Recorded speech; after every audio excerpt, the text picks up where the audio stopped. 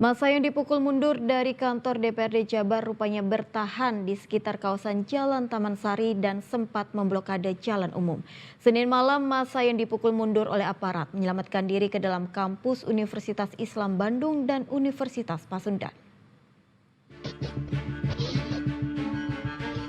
Massa yang sempat memblokir Jalan Taman Radio, Purnawarman, Haryang Banga hingga Rangga Gading dan Taman Sari Senin malam dirangsek aparat keamanan bermotor menggunakan tembakan gas air mata hingga kocar-kacir.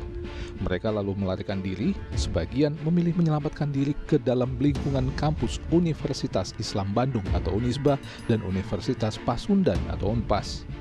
Tindakan ini sempat memunculkan spekulasi di media sosial bahwa aparat gabungan TNI Polri masuk ke dua kampus tersebut. Namun spekulasi itu dibantah oleh Rektor Unisba. Tidak ada penyerangan terhadap kampus dan tidak ada aparat kepolisian yang masuk ke dalam areal kampus. Tadinya pendemo itu pulang jam 17.00 dari gedung DPRD ke kampusnya masing-masing. Nah, di luar dugaan massa yang lainnya itu bergerombol dari satu titik ke titik yang lainnya. Mulai ada katanya di Jalan Trunojoyo, kemudian masuk ke Jalan Sundanjana, kemudian di Taman Radio, dan mereka memblokir jalan dari Taman Radio, kemudian Purnawarman, Simpang Haryang Banga atau Rangga Gading, kemudian di jalan di depan gedung LPPM, ya, sampai di Taman Sari atas di ujung memblokir jalan Taman Sari, plus di Taman Sari bawahnya depan gedung Unpas. Gerombolan itulah yang menjadi pemicu sebetulnya yang dalam tanda petik di medsos itu disebutkan aparat polisi menyerang kampus Unisba gitu kalau tidak salah tagline-nya. Itu adalah sebagai akibat dari yang bergerombol tadi. Nah, massa itulah yang di-sweeping oleh aparat kepolisian. Pelariannya ya kemana lagi kalau tidak lari ke tempat yang paling aman, ya.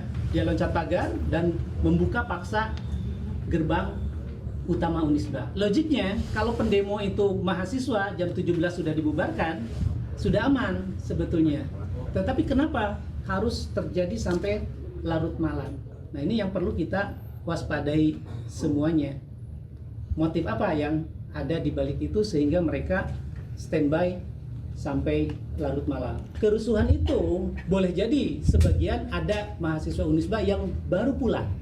Kami closing jam 9 untuk evakuasi korban. Boleh jadi ada yang keluar, relawan boleh jadi masih rehat, tetapi pada umumnya, nah, kalau Bapak bisa menyaksikan sendiri itu aksinya tidak seperti mahasiswa dan dia masuk ke area kampus kita. Pernyataan serupa juga dilontarkan oleh Kepala Keamanan Kampus Universitas Pasundan. Namun, masuknya sebagian massa yang dipukul mundur aparat ke dalam kampus membuat bagian depan kampus menjadi bulan-bulanan lontaran puluhan tembakan gas air mata dari aparat. Akibatnya 12 orang sempat pingsan, namun seluruh korban Selasa pagi sudah pulang. Udah pada istirahat, ya itu PMI juga istirahat, sebagian udah pulang. Jadi nggak tahu itu udah aman. Medis juga udah pada nyantai, udah tiduran di masjid. Nah, kenyataannya kemarin kan bukan korban aja yang kesini, karena dipukul mundur dia termasuk semua jadi larinya ke sini. Pada diamlah di sini sampai larut malam. Betul Pak, ada gas air mata masuk kampus. Betul Pak.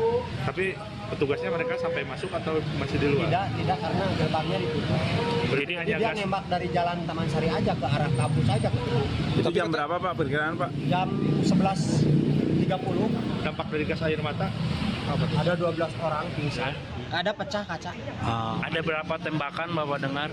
40 Pak, itu ada selongsongnya tadi dipotong. Oh, siap. Hingga Selasa siang, kawasan Taman Sari Kota Bandung saat ini sudah mulai kondusif dan berjalan normal. Aktivitas kampus pun sudah kembali seperti biasanya. Muhammad Rizal melaporkan dari Bandung, Jawa Barat.